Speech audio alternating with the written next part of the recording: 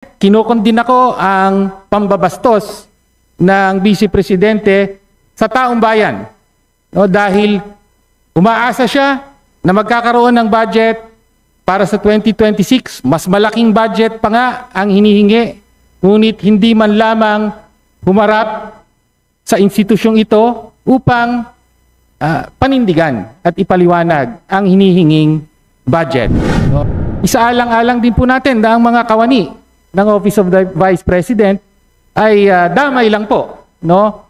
Naniniwala tayo na sila ay mga tapat na lingkod bayan, ngunit sa kasamaang palad ay iba ang asal ng kanilang head of office. So I will move that the budget be reduced merely to the PS of 198.8 million pesos at the proper time. Inamin din niya na dahil siya ay Vice Presidente ay kailangan pong bayaran ng taong bayan ang pasahe at iba pang gastusin ng kanyang staff. 398,686 a month. Yan po ang sweldo ng Vice Presidente buwan-buwan. Ngunit sa kanya mismo nang galing, madalas ay lumalabas siya on personal trip.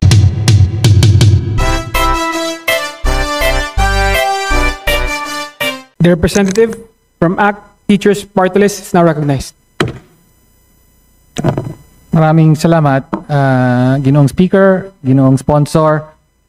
Hindi rin po ako tumindig ngayon upang mag-interpellate dahil wala pong silbi ang pag-interpellate sa sponsor. Sumasaludo pa tayo sa kagalang-galang na sponsor, si Congressman Alvarez, sa kahandaan niyang ipagtanggol ang proposed budget ng Office of the Vice President kahit yun mismong Vice Presidente ay malinaw na walang interes na ipagtanggol ang hinihingi nito sa taong bayan. No? At ito po ang mahalagang punto. Lubos po tayong nadidismaya, katulad ng kasama nating si Congresswoman Laila De Lima, sa hindi pagharap sa Kongreso ng Vice Presidente. At hindi lang po lubos na nadidismaya, kinukundi na po natin ito.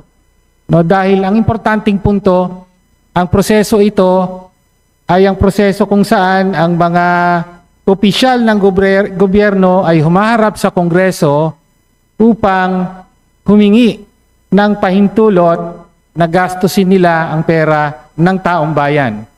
No, ito po ang kahulugan ng deliberasyon na nagaganap nitong mga nakaraang linggo. Humihingi po sa taong bayan, no, dahil gagamitin ang pondo nila ng kanilang opisina. Kaya ultimately, ang binabastos po ng Vice Presidente sa paglalagay pa ng mga kondisyon. No, bago daw siya magpakita rito, may mga kondisyon muna, ibigay ang gusto niya. No? Ang binabastos po niya dyan, hindi lang po itong institusyon ng Kongreso, hindi ang konstitusyon, kung hindi ang taong bayan. No, dahil pera nila ang gagamitin ng Vice Presidente. Naisa na nating tanungin kung paano niya ginagastos ito. Itong mga nakaraang taon, galing mismo sa sarili niyang bibig, ay 18 times po nagbiyahe abroad. Galing mo mismo sa sarili niyang bibig, karamihan doon personal na mga lakad. No? Iba't ibang bansa ito, kasama ang Japan, kasama ang ilang mga bansa sa Europe at sa Middle East. No, gusto po sana nating tanungin dahil nanggaling din sa opisina niya mismo na gumastos ng total of utilization for international travel ay 7.473 million pesos at total for domestic travel 13.207 million pesos for a total of 20.8 million pesos sa mga travel ng Vice Presidente. Dinidiin po niya ron na kahit na personal ang lakad niya, at kapag personal ang lakad niya, yung pamasahe daw niya at personal na gastos, hindi daw galing sa pera ng taong bayan. Pero inamin din niya na dahil siya ay vice-presidente, ay kailangan pong bayaran ng taong bayan ang pasahe at iba pang gastusin ng kanyang staff. No, whether yung kanyang security or yung staff ng Office of the Vice President. At higit sa lahat, Mr. Speaker at ginoong sponsor, siya lang po ang makakasagot nito. Hindi po kayo, kaya hindi na nga po tayo nag-interpellate. Ang nais po nating hingin ay ang paliwanag mismo ng Vice Presidente na kahit pa personal ang kanyang lakad, tuloy-tuloy po siyang sumusweldo, no, mula sa pondo ng taong bayan. Second highest paid official of the national government ang Vice Presidente. Salary grade 32, umaabot po yan sa almost 400,000 a month, 398,686 a month. Yan po ang sweldo ng Vice Presidente, buwan-buwan. Ngunit sa kanya mismo nanggaling, madalas ay lumalabas siya on personal trips. Ang ordinaryong kawani po ng gobyerno ay, of course, hindi pwede gawin yon. Pag ginawa yon, sa minimum, bawas sa sweldo, sa maximum, pwede pang matanggal. Of course, Vice Presidente siya, hindi mangyayari yan. All the more, ang kanyang obligasyon at responsibilidad na kumilos nang isinasaalang-alang ang interes ng taong bayan. No? Gusto rin po sana nating tanungin ang Vice Presidente kaugnay sa kapansin-pansin na mababang utilization rate ng kanyang budget. No? For 2025, sa 744.14 million pesos na budget ng OVP, ni-report po na sa kalagitnaan ng taon, 34.3% pa lamang po ang nagagamit. At nang tanungin po natin, nung panahon ng budget briefing, ganito po ang sagot niya. Sabi po niya, ano po ang paliwanag dito? Yan ang tanong sa kanya. Yes, marami kaming procurement na tumagal. Hindi siya nasimulan by January, Madam Chair, yung procurement. So maraming mga procurement na June, July, August na nasimulan.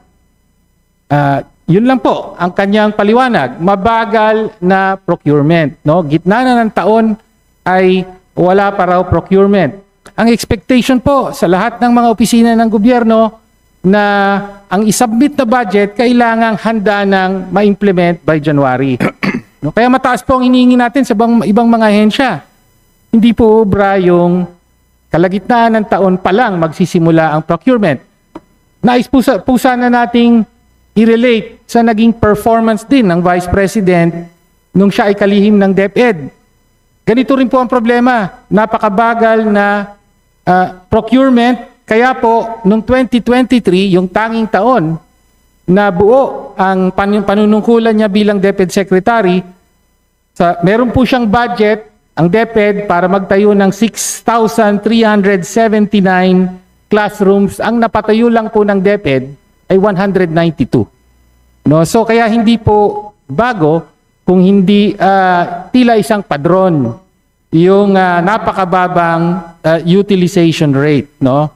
And finally, gusto rin po sana nating maliwanagan sa ilang mga partikularidad ng budget ng na hinihingi for 2026. Particular, bakit po may kapansing-pansing paglaki ng hinihingi para sa supplies and materials, 43% increase po rito. At para sa professional services, 405% increase. Professional services para sa mga consultant. No, hindi po natin alam kung para saan yan. Gusto sana nating malaman sa kanya. Rent and lease expenses. Again, that's a 75% increase na hinihingi. At iba pa ang mga maintenance and operating expenses. Again, Ang punto po natin, hindi po pamumulitika ang habol dito kung hindi lihiting mong mga tanong na tinatanong din natin sa ibang mga ahensya. At dahil ganito po, again, kinukondin ako ang pambabastos ng Vice Presidente sa taong bayan.